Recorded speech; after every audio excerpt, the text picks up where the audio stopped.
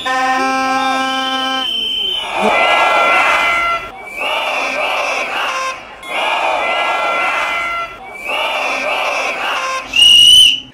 всичко случващо се изпитвам гняв, на моменти безсилие и силно възмущение. Надявам се всичко това скоро да приключи и съдът да вземе справедливото си решение.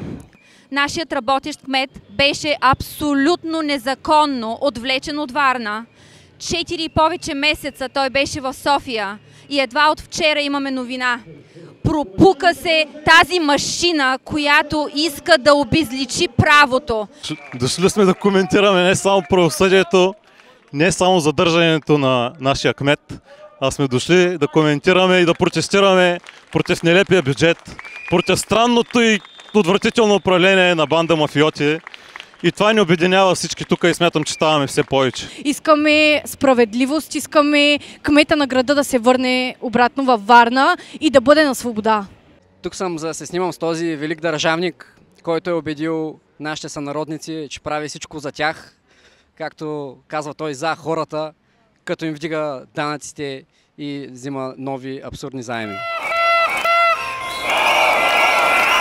Свобода!